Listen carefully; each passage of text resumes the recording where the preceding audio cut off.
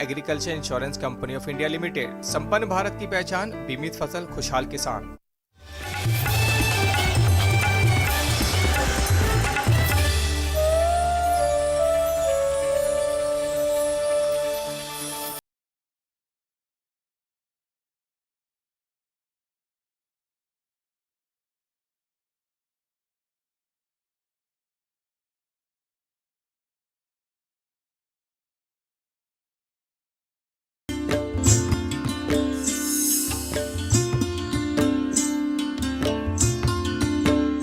नमस्कार, आप देख रहे हैं दूरदर्शन किसान कार्यक्रम गांव किसान में आप सभी का स्वागत है। मैं हूं ज्योत्सना टंडन। गांव किसान एक ऐसा कार्यक्रम है जिसमें हम आपको खेती किसानी और पशुपालन से जुड़ी जानकारियां देते हैं, साथ ही आपकी मुलाकात करवाते हैं एक ऐसे कामयाब किसान से जो कि दूसरे किसानों के लिए मिसाल बन चुके हैं। तो आइए अपने आज के गाँव किसान कार्यक्रम की शुरुआत करते हैं। आइए कार्यक्रम की शुरुआत करते हैं हमारे पहले सेगमेंट खेती किसानी से। किसान भाइयों बहनों, अगर आप आधुनिक तौर तरीकों से खेती किसानी करेंगे तो उसमें सफलता प्राप्त हो सकती है, तो वहीं दूसरी ओर आपकी आर्थिक स्थिति में सुधार आने के साथ साथ उपज की पैदावार भी आप अच्छी हासिल कर सकते हैं। इससे लागत में तो कमी आएगी और मुनाफे में इजाफा होगा। तो खेती किसानी करते हुए कौन कौन सी ऐसी मुख्य बातें हैं जिनको ध्यान में रखने की आवश्यकता है, आइए देखते हैं हमारे इस सेगमेंट में।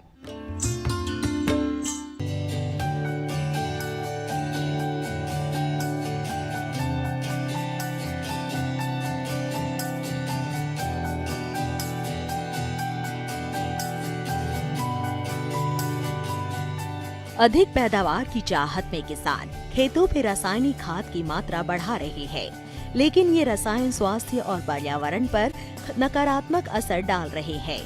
यही कारण है कि जागरूक किसान अब तेजी से जैविक खेती का रुख करने लगे हैं। जैविक खेती में सबसे लोकप्रिय है वर्मी कंपोस्ट। इसका उपयोग तब ज्यादा आसान हो जाता है जब पशुपालन के साथ खेती की जाए, क्योंकि वर्मी कंपोस्ट तैयार करने के लिए सबसे जरूरी गोबर का उपलब्ध होना होता है। गाय के गोबर को पोषण का सर्वाधिक श्रेष्ठ विकल्प माना जाता है, जिसमें पौधों के लिए जरूरी सभी सूक्ष्म तत्व संतुलित मात्रा में मौजूद होते हैं। इन सूक्ष्म तत्वों को पौधे या फसलें बड़ी आसानी से अवशोषित कर लेती है। वर्मी कंपोस्ट विधि का प्रचलन अन्य विधियों की तुलना में कहीं सरल है। इसमें खाद बनने में ज्यादा समय नहीं लगता, साथ ही इसका भंडारण भी सहज होता है।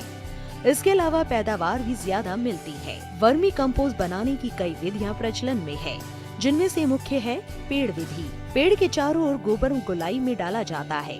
हर रोज गोबर को डालकर धीरे धीरे इस गोल चक्र को पूरा किया जाता है। पहली बार प्रक्रिया शुरू करते समय गोबर के ढेर में थोड़े से केचुए डालकर गोबर को जूट के बोरे से ढक दिया जाता है। नमी के लिए बोरे के ऊपर समय समय पर पानी का छिड़काव किया जाता है। केचुए डाले गए गोबर को खाते हुए धीरे धीरे आगे बढ़ते जाते हैं और अपने पीछे वर्मी कंपोस्ट बनाकर छोड़ते जाते हैं। इस तैयार वर्मी कंपोस्ट को इकट्ठा करके बोरों में भरकर रख लिया जाता है। बेड विधि। इस विधि में छायादार जगह पर जमीन के ऊपर 2 से 3 फुट की चौड़ाई और जरूरत के हिसाब से लंबाई के बेड बनाए जाते हैं। इन बेड़ों को बनाने के लिए गोबर, जानवरों के नीचे बिछाए गए घास फूस, खरपतवार के अवशेष का इस्तेमाल करके बनाया जाता है। बेड़ की ऊंचाई करीब 1 फुट रखी जाती है। बेड़ को पुआल या घास से ढक दिया जाता है। इस तरह जितनी जरूरत हो उस हिसाब से बेड़ बनानी चाहिए। शुरुआत में पहले बेड़ में केचुए डालने होते हैं, जो कि उस बेड़ में गोबर और जैव भार को खाद में बदल देते हैं। एक बेड़ की खाद बन जाने के बाद केचुए खुद ही दूसरे बेड़ में पहुंच जाते हैं। इसके बाद पहले बेड़ से वर्मी कंपोस्ट अलग करके छान कर भंडारित कर लिया जाता है। वर्मी कंपोस्ट बनाते समय कुछ बातों का ध्यान रखना चाहिए, जैसे वर्मी बेड़ों में भरे गए कचरे में कंपोस्ट तैयार होने तक 30 से 40% नमी बनाए रखनी चाहिए। कचरे में नमी कम या अधिक होने पर केचुए ठीक तरह से कार्य नहीं करते।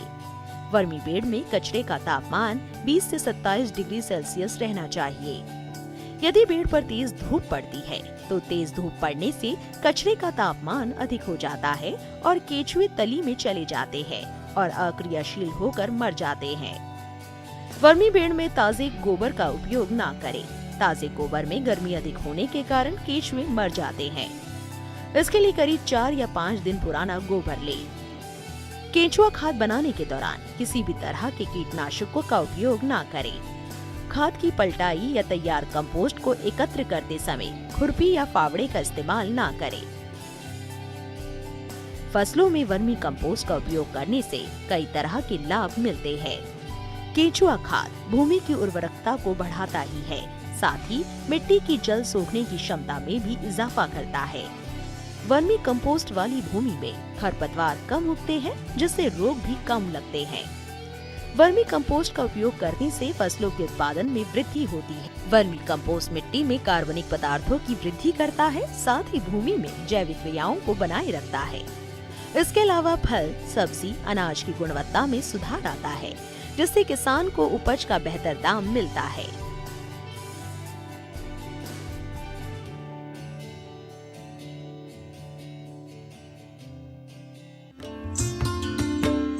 और इसी के साथ कार्यक्रम गांव किसान में वक्त हो चला है एक छोटे से ब्रेक का।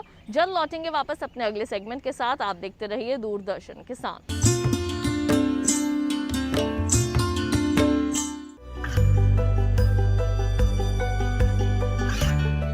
गांवों और पिछड़े क्षेत्रों में सरकारी योजनाओं की जानकारी पहुंचा। देश में कौशल और क्षमता विकास कर ग्रामीणों को सामाजिक बदलाव और विकास से जोड़ने की दूरदर्शन किसान की पहल चौपाल चर्चा देखें सोमवार से शुक्रवार सुबह 9 बजे।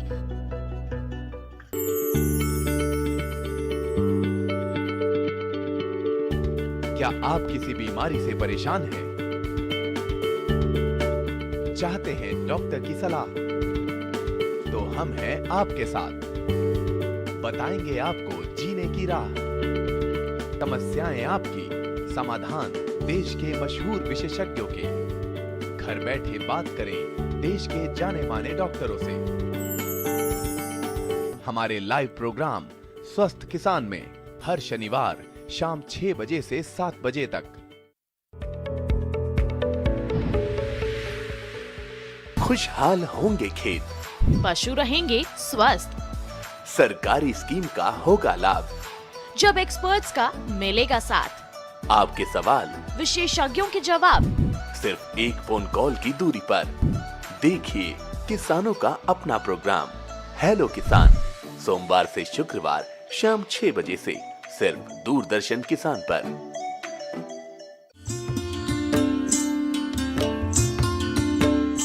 ब्रेक के बाद एक बार फिर आप सभी का स्वागत है कार्यक्रम गांव किसान में। आइए कार्यक्रम में बढ़ते हैं आगे और अब देखते हैं सेगमेंट हमारा पशुधन।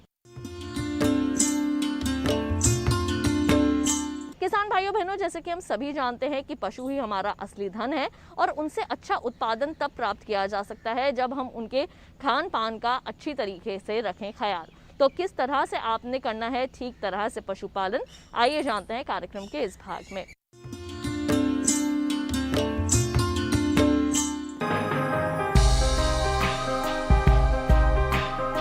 ऊंट एक शानदार पशु है जो भीषण गर्मी और सर्द हवाओं को भी आसानी से सह लेता है। राजस्थान में ऊंट का इस्तेमाल कृषि, सिंचाई करने के साथ साथ माल ढोने, निर्माण, मनोरंजन, सवारी व सफारी में भी किया जाता है। ऊंट को रेगिस्तान का जहाज भी कहा जाता है। जिस तरह से अन्य राज्यों में लोग भैंसों और गायों को पालते हैं, उसी तरह से ही राजस्थान में ऊंट को पाला जाता है। वहीं इससे मिलने वाला दूध सेहत के लिए बेहद फायदेमंद होता है। इसीलिए अब ऊंट देश के अन्य हिस्सों में भी देखा जा सकता है। आइए जानते हैं ऊंट पालन से जुड़ी ज्यादा जानकारी। इनकी सादगी ही इनका पालन सरल बनाती है। इसके बाद भी ऊंटों की संख्या में कमी देखी जा रही है। आंकड़े बताते हैं कि 2012 में की गई गणना के अनुसार भारत में इनकी तादाद 4 लाख के करीब थी, जो घटकर 2019 में सिर्फ 2.5 लाख रह गई है। राजस्थान में इनकी संख्या ज्यादा होती है, लेकिन यहाँ भी इनकी संख्या 3,26,000 से घटकर अब 2,13,000 रह गई है, जबकि हमारे यहाँ ऊँटों की कई नस्लें पाई जाती है। इसके बाद भी देश भर में इनकी तादाद कम होती जा रही है। इसलिए सरकार योजनाएं चलाकर इनके संरक्षण और संख्या में इजाफा करने के लिए कई योजनाएं चला रही है, जिनका लाभ लेकर ऊँट पालन को आसान किया जा सकता है। ऊंट की नस्लें: नाचना ऊंट जैसलमेर, फलौदी ऊंट जोधपुर, बीकानेरी ऊंट पूरे राजस्थान में। इसके अलावा अलवरी, कच्छी और सिंधी नस्लें। राज्य सरकार ऊंट पालकों को जागरूक कर रही है। राष्ट्रीय ऊंट अनुसंधान केंद्र बीकानेर के तहत ऊंटों के प्रजनन को आगे बढ़ाने के लिए कई योजनाएं बनाई जा रही है। साथ ही ऊंट के दूध से बनने वाले उत्पादों को बढ़ावा देने के लिए वित्तीय सहायता भी कर रही है।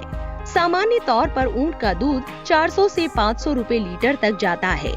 वहीं इससे बनने वाले उत्पाद भी अच्छी खासी कीमत में जाते हैं, जबकि इनके खान पान पर कुछ खास व्यय नहीं करना पड़ता। ऊंटों को कुल मिश्रित राशन का 50% मूंगफली का चारा और ग्वार भूसा दिया जाना चाहिए। स्थानीय घास लाना के बीज से प्रोटीन की पूर्ति की जा सकती है। इसके अलावा मक्का, जई, बाजरा, जौ, बिनौला, गेहूं का चोकर और नमक भी देना चाहिए। गाभिन ऊंटों की अंतिम तिमाही में खुराक में 9.5% रुक्ष प्रोटीन और 50% मिश्रित आहार देना चाहिए। इसके अलावा प्रतिदिन 20 से 40 लीटर साफ पानी देना चाहिए।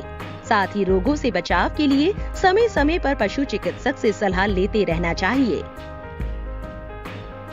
बीकानेर के अंदर जो केंद्र है वो देखने बहुत सारे लोगों को उनका जो प्रदर्शन है वो दिखाए जाते हैं कि ऊँट की उपयोगिता कितनी है और ऊँट हमारे लिए कितना उपयोगी है। खासकर इनका जो दूध है उसमें कई एक गुण हैं, जिसके लिए मैं बताना चाहूँगा कि जिन लोगों को गाय के दूध में जो लैक्टोज है उससे दिक्कत आती है, जिसका नाम है लैक्टोज इंटॉलरेंसी, वो ऊँट के दूध पीना उनके लिए बहुत ही लाभकारी है। ऊँट का दूध जो सैचुरेटेड फैटी एसिड्स हैं उसकी कम मात्रा पाई जाती है, इसलिए ऊँट के दूध का महत्व गाय के बराबर माना गया है। ऊँट के दूध में भरपूर जो ऊर्जा है, प्रोटीन है और vitamin A, vitamin B, vitamin C ये अत्यंत महत्वपूर्ण स्थान रखते हैं। साथ ही पोटेशियम, आयरन जो मिनरल हैं वो बहुत ही महत्वपूर्ण, जिंक है, ये इसके दूध में अधिक पाए जाते हैं। यही कारण है कि ऊँट का दूध राजस्थान राज्य में बहुत ही विशेष महत्व रखता है। दूध की मात्रा भले ही कम है, लेकिन उसका जो महत्व है, न्यूट्रिशनल जो इम्पोर्टेंस है, जो न्यूट्रिशन का जो महत्व है वो बहुत ही विशेष स्थान रखता है। ऊँट के दूध में डायबिटीज़ के जो पेशेंट हैं उनके लिए, हार्ट यानी जो दिल के मरीज़ हैं उनके लिए, और साथ ही कैंसर के लिए एंटीऑक्सीडेंट इसके दूध में पाए जाते हैं। ऊँट का दूध अत्यंत महत्वपूर्ण है क्योंकि कैंसर जैसी बीमारियों के लड़ने के लिए ये हमें एक प्रतिरोधक क्षमता शरीर को प्रदान करता है। इसका जो प्रोटीन है उसका क्वालिटी बहुत ही अच्छा है, लैक्टोज की मात्रा कम है। यही कारण है ऊँट का दूध गाय के दूध के बराबर माना गया है। साथ ही जिन लोगों को लैक्टोज से सहन करने की क्षमता नहीं है उनके लिए ऊँट के दूध की रिकमेंडेशन वैज्ञानिकों ने बताई है। और डायबिटीज़ और जो कोलेस्ट्रॉल यानी हार्ट के लिए ये जो दूध है, विशेष जो मेडिसिनल वैल्यू है इसकी, वो बहुत ही अत्यंत महत्वपूर्ण स्थान रखती है। तो अभी आपने देखा सेगमेंट हमारा पशुधन। आइए बढ़ते हैं आगे और एक नजर डाल लेते हैं इस माह के पशुपालक कैलेंडर पर। जून माह का पशु कैलेंडर 2021। जून माह में ध्यान देने वाली बातें। एचएस एवं बीक्यू टीकाकरण के 10 से 15 दिन पहले सभी पशुओं की डिवर्मिंग कर देनी चाहिए ताकि टीका प्रभावी हो सके। पशुओं को 50 से 60 ग्राम खनिज मिश्रण एवं 20 ग्राम नमक प्रतिदिन देना चाहिए। गर्मियों के मौसम में पैदा की गई ज्वार में जहरीला पदार्थ हो सकता है जो पशुओं के लिए हानिकारक है।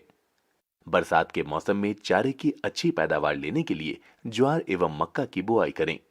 चूंकि जून का महीना काफी गर्म रहता है, इसलिए पशु के लिए अलग से शेड का निर्माण करना चाहिए तथा अधिक से अधिक स्वच्छ पानी पिलाना चाहिए।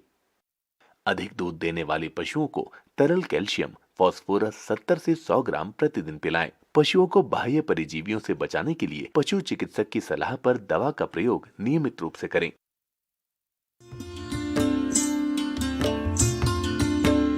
कार्यक्रम गांव किसान में वक्त हो चला है एक और छोटे से ब्रेक का। जल्द लौटेंगे वापस लेकर कामयाब किसान की कामयाबी की कहानी। आप देखते रहिए दूरदर्शन किसान।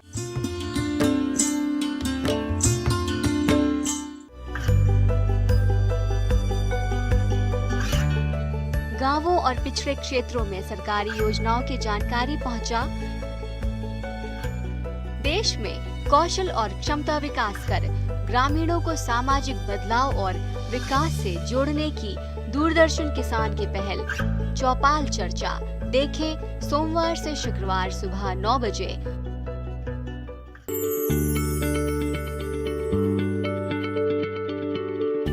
क्या आप किसी बीमारी से परेशान हैं? चाहते हैं डॉक्टर की सलाह? तो हम हैं आपके साथ। बताएंगे आपको जीने की राह। समस्याएं आपकी, समाधान देश के मशहूर विशेषज्ञों के। घर बैठे बात करें देश के जाने माने डॉक्टरों से। हमारे लाइव प्रोग्राम स्वस्थ किसान में हर शनिवार शाम 6 बजे से 7 बजे तक। खुशहाल होंगे खेत, पशु रहेंगे स्वस्थ। सरकारी स्कीम का होगा लाभ। जब एक्सपर्ट्स का मिलेगा साथ, आपके सवाल विशेषज्ञों के जवाब, सिर्फ एक फोन कॉल की दूरी पर। देखिए किसानों का अपना प्रोग्राम हेलो किसान, सोमवार से शुक्रवार शाम 6 बजे से सिर्फ दूरदर्शन किसान पर।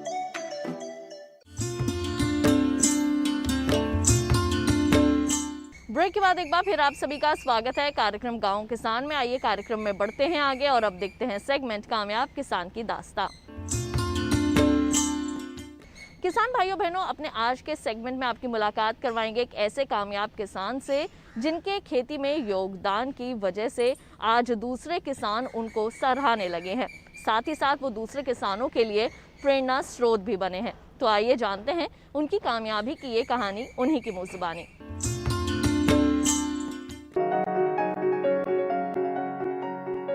मुश्किलें लाख सही, एक सही राह मंजिल के लिए काफी है। प्रयागराज के जगदीशपुर गांव के रहने वाले किसान अजीत कुमार की जिंदगी भी ऐसी ही मुश्किलों भरी थी। रोजगार की तलाश में अजीत ने गांव का मोह त्याग कर शहर का रुख किया और निकल पड़े मुंबई नगरी की तरफ। लेकिन माटी से जुड़े किसान को शहर की भीड़ कहाँ रास आती है। यही वजह है कि अजीत ने 17 माह काम करने के बाद वापस अपने गांव का रुख किया और यहीं रहकर खेती में कुछ करने का मन बनाया। अपने इस निर्णय को सफल बनाने के लिए अजीत ने सबसे पहले मधुमक्खी पालन किया और धीरे धीरे गाय पालन से लेकर जैविक खेती भी करने लगे। मैं मिश्रित खेती करता हूं। मेरे पास 2 एकड़ ज़मीन है। 1 एकड़ में मैं धान गेहूं की फसल लेता हूं और 1 एकड़ में मैं सब्जी की मिश्रित खेती लेता हूं, जिसमें इस समय आप देख रहे होंगे हमारे पास बाकला है, चुकंदर है, टमाटर है, ब्लैक वाली गाजर है, लाल वाली गाजर है, बंद गोभी है, गन्ना है। इन सब सारी चीज़ों को मैंने जो लिया, इसके मिश्रित खेती का लाभ हमको केबके वालों ने बताया कि मिश्रित खेती करिए। तो मिश्रित खेती का लाभ वास्तव में हमको मिला। कभी हम टमाटर बेच लेते हैं, जैसे आज टमाटर बेच लिए तो कल बाकला लेकर जाते हैं, फिर चुकंदर लेकर जाते हैं। इसी प्रकार के सप्ताह के 7 दिन होते हैं और 7 दिन में किसी न किसी चीज़ को अपने खेतों से निकाल करके बाज़ारों में ले जाकर बेचता हूं और हमारी प्रतिदिन की दिनचर्या का जो खर्चा होते हैं वो चलते रहते हैं। इसी के साथ हमने मधुमक्खी पालन भी कर लिया है। तो मधुमक्खी पालन से जो हमारा आय होता है, हमारे जो दैनिक जीवन के खर्चे इन मिक्स सब्जियों से पूरा हो जाते हैं, तो हमारी मधुमक्खी की आय बच जाती है। मधुमक्खियों की 3 पेटियों से शुरू किया गया अजीत का ये काम आज 200 पेटियों तक पहुंच चुका है। इतना ही नहीं, अजीत 2 एकड़ के खेत में पारंपरिक फसलें तो लेते ही है, साथ ही मौसम के हिसाब से सब्जियां भी उगाते हैं, वे भी जैविक तरीके से। इस समय अजीत के खेतों में काली गाजर, लाल गाजर, सरसों, गन्ना, गोभी और मौसमी साग लगी हुई है।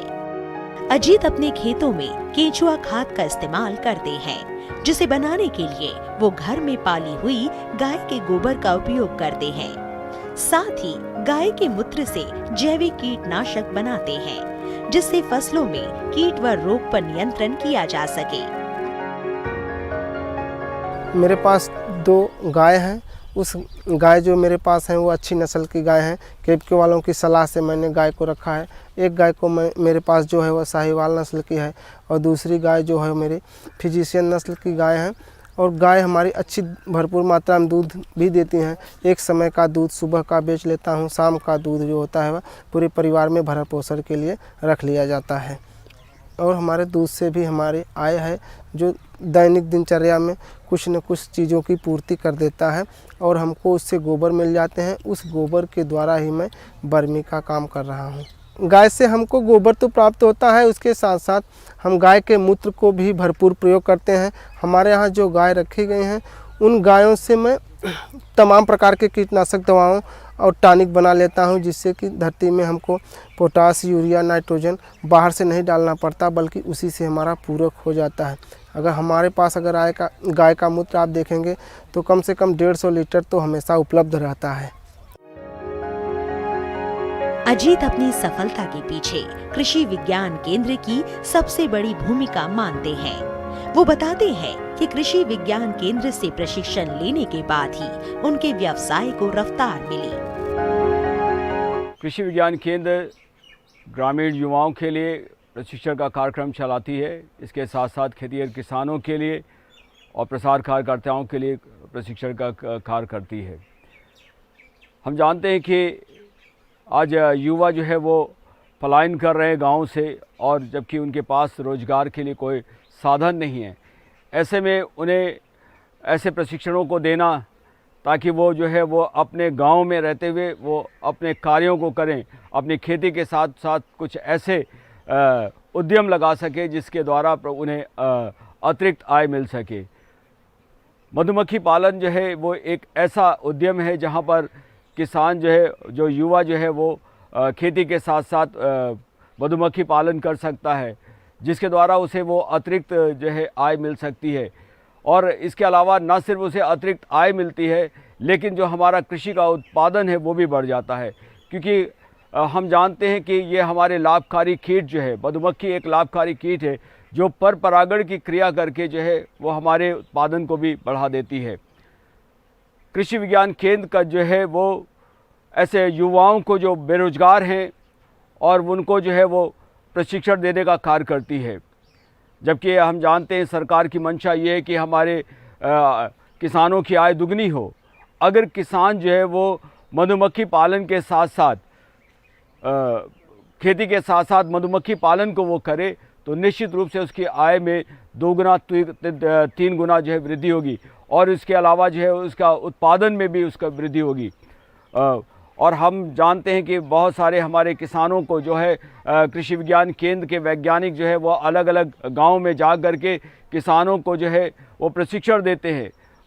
हमारे केंद्र पर जो है मधुमक्खी पालन का जो है प्रशिक्षण जो है चलाया जाता है, और उन्हें स्किल डेवलपमेंट में जो उनके विकास को कैसे वो मधुमक्खी पालन करें, इसके लिए पूरी उनको जानकारी दी जाती है, और वहाँ पर वो जानकारी प्राप्त करके जो है किसान जो है वो मधुमक्खी पालन कर रहे हैं। उसी प्रकार से हमारे बीच में अजीत कुमार मौर्य है, जो आप देख रहे हैं यहाँ पर इस स्थान पर जो बक्से हैं वो अजीत कुमार मौर्य जो हैं वो जगदीशपुर गांव के धनुपुर ब्लॉक के किसान हैं, जिन्होंने हमारे केंद्र से 2014 में प्रशिक्षण प्राप्त किया, और उसके बाद जब इन्होंने अपने इस कार्य को बढ़ाया तो उनकी जो है आय में कई गुना वृद्धि हुई। इन्होंने 3 बक्से से इसको प्रारंभ किया, और आज इनके पास 100 बक्से करीब लगभग है, जो 18 से 20 कुंटल प्रति वर्ष जो है वो शहद का उत्पादन करते हैं। न सिर्फ शहद का उत्पादन करते हैं, लेकिन इसके साथ साथ इन्हें पराग भी मिलता है, जो जिसे वो सेल करके उसे बेच करके जो है अतिरिक्त आय उसके साथ साथ उसे प्राप्त करते हैं। न सिर्फ ये यहाँ पर ही अपने गांव में अपने खेत में ही रखते हैं, लेकिन ये एक स्थान से दूसरे स्थान पर माइग्रेट करके ले जाते हैं। जहाँ पर उन्हें जहाँ पर अर्ली सरसों होती है वहाँ पर वो रखते हैं, तो वहाँ पर भी उनका उत्पादन बढ़ता है और इन्हें वहाँ पर जो है वो शहद मिलता है। उसके बाद जब समय आता है, जब इनके अपने गांव में जब इनको लोग सरसों लगाते हैं या दूसरी और भी फसलें हैं, चाहे वो हमारी अरहर की फसल हो, चाहे वो हमारी सब्जी की खेतियों में हो, जहाँ पर वो आम के बौर हैं, सहजन है, इन सभी से उन्हें अतिरिक्त उन्हें जो है वो शहद मिलता है और वो जो है गांव में रख करके अपने बक्से को रख करके जो है अतिरिक्त आमदनी प्राप्त करते हैं। जिसमें हमारे जो अजीत कुमार मौर्य हैं, जो पहले अपने बच्चों को पढ़ा नहीं पाते थे, जो अपने गांव में अपने घर की इनकी स्थिति अच्छी नहीं थी, लेकिन आज वो अच्छे से रहने पा रहे हैं क्योंकि उन्होंने जो है मधुमक्खी पालन को एक उद्यम के रूप में लिया है। और आज वो जो है प्रति वर्ष जो है करीब 1,80,000 से लेकर के 2,40,000 तक जो है वो अतिरिक्त आय जो है मधुमक्खी पालन से प्राप्त करते हैं।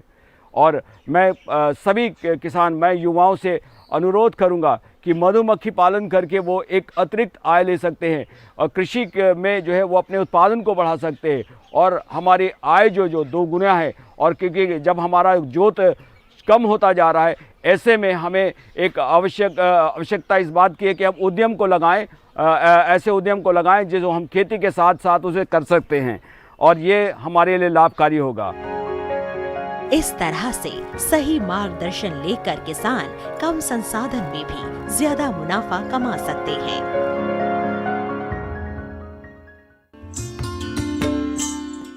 तो किसान भाइयों बहनों, अभी आपने मुलाकात की हमारे आज के कामयाब किसान से। इसके साथ ही हमारे आज के गांव किसान कार्यक्रम के इस अंक में बस इतना ही। लेकिन अगर आप हमारे गांव किसान कार्यक्रम का पहले का प्रसारण भी देखना चाहते हैं तो टीवी पर दिए जा रहे QR कोड को स्कैन कीजिए या फिर हमारे दूरदर्शन किसान के YouTube चैनल पर जाकर गाँव किसान टाइप कीजिए और वहाँ भी आप हमारे पहले के प्रसारित कार्यक्रम देख सकते हैं।